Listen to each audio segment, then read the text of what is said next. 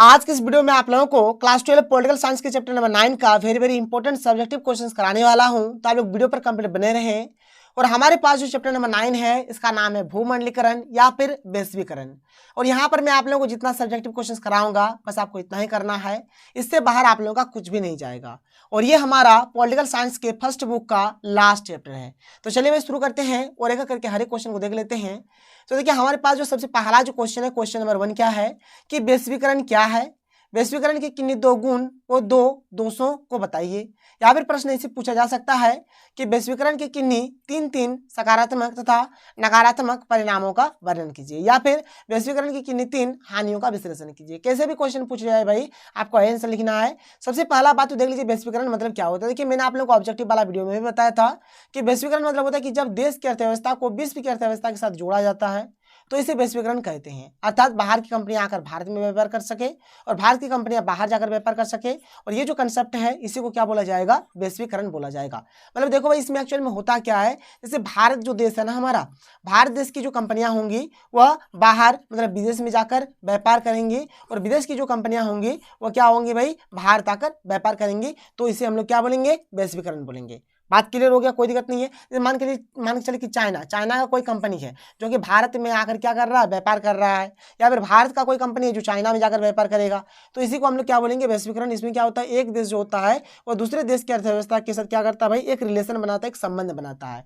चलो अब हम लोग यहाँ पे देख लेते हैं वैश्वीकरण के क्या क्या गुण है, इसके क्या क्या दोष है। गुण देखते हैं तो वैश्वीकरण के कारण एक देश से दूसरे देश की यात्रा करना आसान हो गया है। वैश्वीकरण के कारण अंतर्राष्ट्रीय निवेश बढ़ा है जो किसी भी देश के आर्थिक विकास के लिए बहुत महत्वपूर्ण है। वैश्वीकरण के कारण देश के भीतर न केवल घरेलू कंपनियां बल्कि कई विदेशी कंपनियां भी हैं। आज यदि आप एक उत्पाद खरीदना चाहते हैं तो आपके पास बहुत सारे विकल्प है। आप किसी विदेशी कंपनी का भी उत्पाद खरीद सकते हैं। जैसे मान के चलिए भाई अगर आपको एक वॉच खरीदना है, एक घड़ी खरीदना है, ठीक है, तो आप मतलब बहुत सारा ब्रांड आपको मिल जाएगा, जापान का मिल जाएगा, चाइना का मिल जाएगा, भारत का मिल जाएगा, अमेरिका का मिल जाएगा, बहुत सारा ब्रांड मिल जाएगा। फिर आपको जो वाला पसंद है वही वाला खरीदिए। वैश्वीकरण के कारण लोगों के जीवन स्तर में भी वृद्धि हुई है। वैश्वीकरण से देशों के बीच व्यापार बढ़ा है, व्यापार भी बढ़ा है। इसके बाद देखो भाई आगे क्या है, वैश्वीकरण से जीडीपी में भी बढ़ोतरी हुई है। जीडीपी यानी कि सकल घरेलू उत्पाद, ठीक है।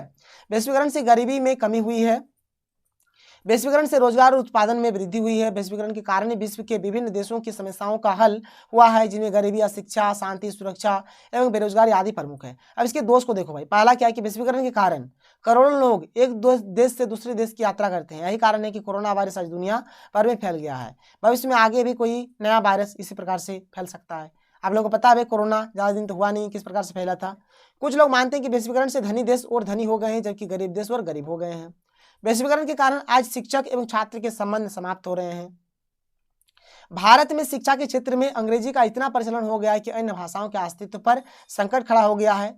बालकों में इंटरनेट के बढ़ते प्रयोग के कारण उनका सांस्कृतिक विकास बाधित हो रहा है। वैश्वीकरण के कारण दूरस्थ शिक्षा का प्रचलन बढ़ा है, जिसमें शिक्षा के व्यापारीकरण को बल मिला एवं शिक्षा आज एक ज्ञान प्रदान करने की जगह पैसा कमाने का साधन बन गई है। तो ये हो रहा है हमारा वैश्वीकरण का दोष। आगे बढ़िए सर, आगे क्या है, वैश्वीकरण का अर्थ बताइए। वैश्वीकरण के आलोचक इसके विरुद्ध क्या तर्क देते हैं, या फिर वैश्वीकरण क्या है, किन आधारों पर इसकी आलोचना की गई है। तो वैश्वीकरण का डेफिनेशन अभी मैंने आप लोगों को बता दिया क्या होता है। अब देखो वैश्वीकरण के जो आलोचक होते हैं इसके विरुद्ध निम्नलिखित तर्क देते हैं, क्या क्या है देख लो।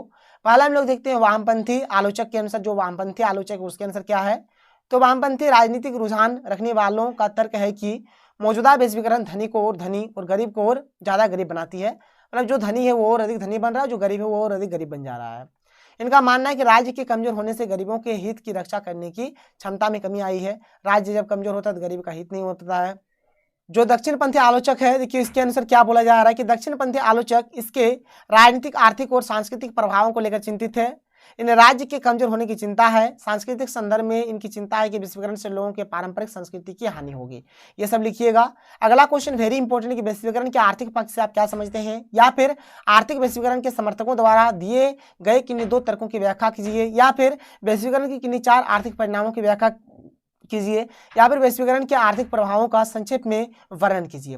कैसा भी क्वेश्चन पूछा जाए इसका आंसर क्या होगा देख लीजिए। तो वैश्वीकरण के आर्थिक प्रभावों को मुख्य रूप से दो भागों में बांटा जा सकता है। पहला है वैश्वीकरण के सकारात्मक आर्थिक प्रभाव और वैश्वीकरण के नकारात्मक आर्थिक प्रभाव। वैश्वीकरण के जो सकारात्मक आर्थिक प्रभाव है इसको देखिए। पहला है कि वस्तुओं के व्यापार में वृद्धि।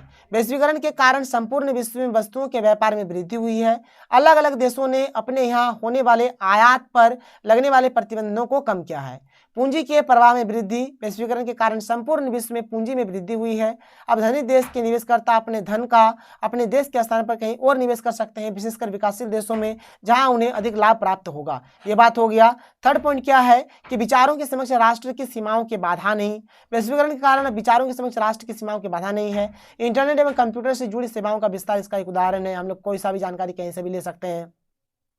व्यक्तियों के आवागमन में वृद्धि। वैश्वीकरण के कारण एक देश से दूसरे देशों में लोगों के आवागमन में वृद्धि हुई है। एक देश के लोग दूसरे देशों में काम धंधा कर रहे हैं। देखो भाई, जो लाभ और हानि था ना, बिल्कुल वही सब चीज यहाँ पर लिखा गया। लाभ और हानि वाला भी अगर आप लोग यहाँ पे चिपका देंगे ना तब भी आपका काम बन जाएगा। ये सब अगर आप लोग नहीं भी लिखते हैं, क्योंकि देखिए क्वेश्चन में यहाँ पर क्या बोला गया है, यहाँ पर आपको दो पक्ष लिखना है। एक तो हमारा सकारात्मक वाला पक्ष होगा, एक हमारा नकारात्मक वाला पक्ष होगा। तो जो सकारात्मक वाला पक्ष इसमें आप लोग लाभ जो अभी मैंने आप लोग ऊपर में पढ़ाया उसको आप लोग लिख दीजिए। जो नकारात्मक है उसमें आप लोग क्या करिए, जो हानि अभी मैंने आप लोगों को बताया वो वाला लिख दीजिए। तो ये यहाँ पर जितना भी मैं आप लोगों को पॉइंट्स करा रहा हूँ, अगर आप लोग ये भी नहीं करते हैं ना, तो अगर आप लोग लाभ वाला और अगर आप लोग हानि वाला लिख देंगे तब भी आप लोगों का काम बन जाएगा। यानी ये जो सकारात्मक है इसमें आप लोग लाभ वाला जितना भी पॉइंट था उसको लिख दीजिए, और ये जो नकारात्मक है इसमें आप लोग क्या करिए, जितना भी हानि वाला पॉइंट है उसको आप लोग लिख दीजिए। बस कुछ भी करने का आपको यहाँ पर जरूरत नहीं है। इसके बाद थोड़ा आगे चलते हैं, आगे देख लीजिए। यहाँ पर ये तो मैंने आप लोगों को करा दिया, ये भी करा दिया। आर्थिक समृद्धि का बढ़ना। वैश्वीकरण के कारण लोगों की आर्थिक समृद्धि बढ़ी है और खुलेपन के कारण अधिकाधिक जनसंख्या की खुशहाली बढ़ती है। पारस्परिक जुड़ाव का बढ़ना। आर्थिक वैश्वीकरण से लोगों में पारस्परिक जुड़ाव बढ़ रहा है। इसके बाद देखो भाई, यहाँ पर नकारात्मक जो भी आर्थिक प्रभाव है, नकारात्मक प्रभाव क्या है, तो जनता का विभाजन। आर्थिक वैश्वीकरण के कारण संपूर्ण विश्व में जनता का विभाजन बहुत तेजी से हो रहा है। ये हो गया एक। सरकारों द्वारा सामाजिक न्याय की अपेक्षा। आर्थिक वैश्वीकरण के कारण सरकारें अपनी कुछ जिम्मेदारियों से अपना हाथ खींच रही है। इस कारण सामाजिक न्याय के पक्षधर लोग चिंतित है। इनका मत है कि आर्थिक वैश्वीकरण से एक बड़े छोटे वर्ग को लाभ प्राप्त हुआ है, जबकि नौकरी और जन कल्याण के लिए सरकार पर आश्रित रहने वाले लोग बदहाल हो रहे हैं। गरीब देशों के लिए अहित। विश्व में हो रहे अनेक आंदोलनों ने बलपूर्वक किए जा रहे वैश्वीकरण को रोकने की आवाज उठाई है, क्योंकि इससे गरीब देश आर्थिक रूप से बर्बादी के कगार पर पहुंच रहे हैं। यानी इसमें अमीर देश और अधिक अमीर हो रहे हैं और गरीब देश और अधिक गरीब हो रहे हैं। विश्व के पुनः उपनिवेशकरण का भय। विश्व के कुछ प्रमुख अर्थशास्त्रियों ने चिंता जाहिर की है कि वर्तमान विश्व में हो रहा आर्थिक वैश्वीकरण धीरे धीरे पुनः उपनिवेशकरण की ओर ले जा रहा है। इसको लिखिएगा। ठीक है भाई, एक होता है हमारा उदारीकरण, जो वेरी इंपॉर्टेंट। उदारीकरण मतलब क्या होता है, तो भारत में आर्थिक उदारीकरण 1991 में शुरू हुआ। सरल शब्दों में उदारीकरण का मतलब है व्यापार को बढ़ावा देने और देश में प्रतिस्पर्धी माहौल बनाने के लिए व्यापार और उद्योगों पर प्रतिबंधों को कम या पूरी तरह से खत्म करना।